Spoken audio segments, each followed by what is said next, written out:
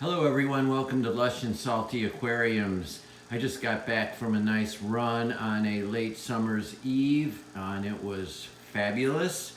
So I'm heart pumping and I caught all the lights on in what passes for my fish room, and it looked like an opportune moment to share them with you. So without further ado, let's have a look closer at some of the things I got going on in fish room number one. First, you see the brine shrimp fishery in full mode. It's got that orange color, which tells me it's ready to be harvested. There are a shit ton of baby brine shrimp in there, and I just have to turn the pump off and let them gather to the light, and we're gonna be good to go.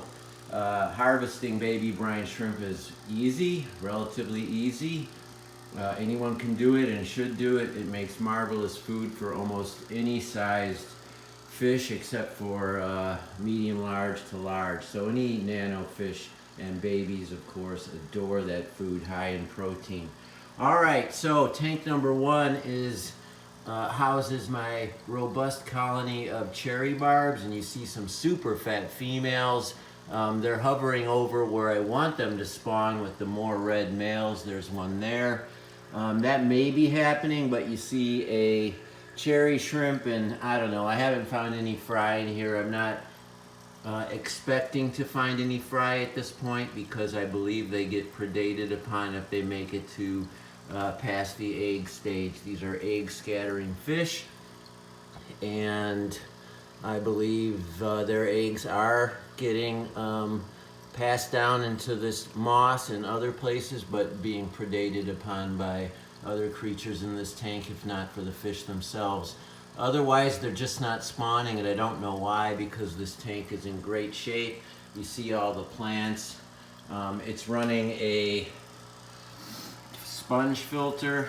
I took the hang-on back off some time ago, and it's pretty self-sustaining. Forgive the reflection, but it's a good tank. It's on the countertop here right in front of the brine fish hatchery, and I have some black film behind it so that this thing, which is on all night, does not blare light into that tank. And then on the side, of course, I've got a bunch of tools and food, and it's not very beautiful, but as fellow hobbyists can attest, it is how it is. All right, so let's move down to the Fluval Edge Aquarium, and this one houses my school of lamb chop rasboras, a slightly bigger strain than the popular harlequin rasbora, and this fabulous carpet of Monte Carlo. Here I do run some CO2 for the Monte Carlo, and obviously the other plants benefit. It needs a haircut. It always needs a haircut, this plant, but that's a good sign. I'm happy to do it, as challenging as that might be with a glass top. I have to put my hands through there, but a sweet little nano tank, and it's actually pretty sexy. This could be a great standalone tank in your home. All right, and it's called a Fluval Edge. There's a bigger size than this as well. Down over here is the redo. This used to be the Bonsai Tank. Now it's a classic planted tank. I've got some Monte Carlo surrounding Ceru stone, the white stone in the center, and my favorite plants, the crypts, all around and about. And now finally I could see these lovely little nano fish comprising the species in this tank. We have Phoenix rasbora, ember tetras, and some of the fry from my coral platies getting fat and red. So it's a red dominated fish tank, and there's cherry shrimp in here as well. But I'm very happy with the 2.0 on this tank. The tree was awesome, but it became too intense and crowded everything else out. So here we are in tank number two. Now, moving to tank number three, I'm gonna pass this jar aquarium. It's really just a planted, there's just plants in here. There's no creatures, maybe some snails, maybe a shrimp or two.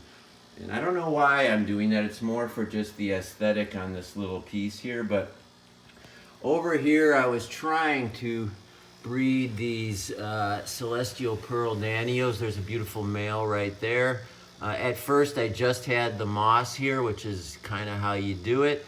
And I've got some nice fat females and everything else in here. But during the summer, I think the water was a little warmer than they like. And so I sort of just let this tank kind of do whatever it wanted. And the fish seemed to be happy. They were feeding and coexisting.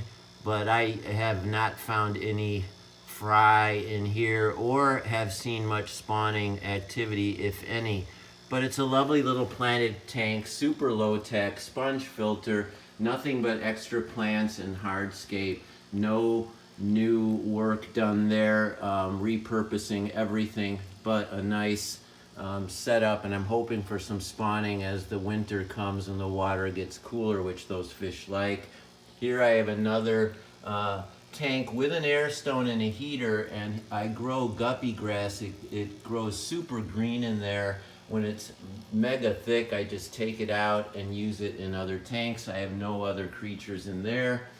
In this jar tank, I've got a couple of my fry from the coral platies, and then a bunch of least killifish. There's one right there. The tannin from the driftwood is giving this tank a yellow tinge, as well as a film on the inside. Excuse my finger. And I have to wipe that down. I could get a more crystalline effect here. But it's kind of a nice little setup for the side table there. I've got the palm growing out of it and a bunch of extraneous plants that I've harvested from here and there, comprising a drop-dead simple hardscape. There might be 30 least killifish in there and 3 of those coral platies, as well as a few small pygmy catfish. Whoop, and now I'm standing. So my tanks are up and down all over this room. This is the intense Endler guppy jungle that has a bunch of plants growing out and down, and I've done this a bunch of times for you all. Look at that pothos up there. That's all from the rootstock that's in that Endler tank. There is a sponge filter, but honestly at this point, with all those roots, those Endlers, as many as there are, they couldn't shit enough to feed this plant. So it's a self-sustaining mess, but I think it's kind of cool. It's sort of a badass jungle tank. Moving over here, we've got my sweetest and first and largest Nano Tank. This is another Fluval, the F90 series, the F series. It's about 15 gallons, and it's a community tank with all sorts of fish. I threw in some male Endlers. You see some embers. There's a few panda cories, and there's a whole lot of Tetras in here. It's basically turned into a Java fern tank. That's the dominant plant. It's everywhere. I pull all the leaves I don't like, and fresh green lush ones just overtake. There's a fraternity of Endlers. I see the clock ticking on this video, so I'm not going to dwell on that tank, as beautiful as it is. I'm just going to make my way to the 3 here on the desktop, which basically now, I keep saying basically, and I beg your pardon, kind of hate people that do that, overuse a word over and over, but when you're making a video in real time, you get nervous and you just do stuff like that. So in this first cube, I've got a glorious cluster of Anubias petite and a couple of clown killies. There's one there. Now that's a gorgeous female. Now no discoloration, vivid stripes, beautiful.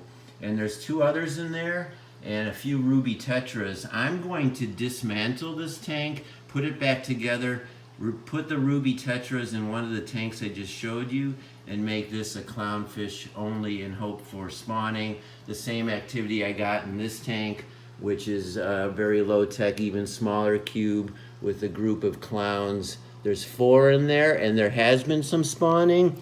I got about 20 fish in here 6 months ago, and there's 1 baby and 3 adults currently in there. I don't know how I just got 1 baby. I'm not able to film brilliantly under this condition, but you can see the general tank. It's just Java fern, or Java moss. which interestingly enough has been growing up, forming a grass-like effect, and there's a little bit of a nubius, and that bed is where they will spawn. You see a lot of snails every which way. These snails will not predate, to my knowledge, on killie clownfish eggs, although videos on YouTube suggest that they do. I'm not sure that that's true. Over here, all the clowns that I have raised, there's probably a dozen, and you see a couple of them there. They're all grown up now. There's a beautiful male. You can tell by the rocket flame in the back, and you see the difference between the female, which is still beautiful but somewhat drabber. There's a whole bunch in here. It's a really nice planted tank. I've got a hang on back there, and then growing up top, another really healthy lucky palm. Its rootstock is into the substrate, which is all the way through to the other side of the tank at this point. Bearing with the reflection, it's so lame, and I do apologize, but I wanted to capture at least all the tanks in this room. I have several others in other rooms, but this is the desktop setup. This is my writing desk, and it's got a magazine and what I used when I jogged and some bills and blah blah blah blah. But there you go, folks. I hope you enjoyed this whirl around tour of my fish room. As usual, keep your hands in the tank. Ciao for now.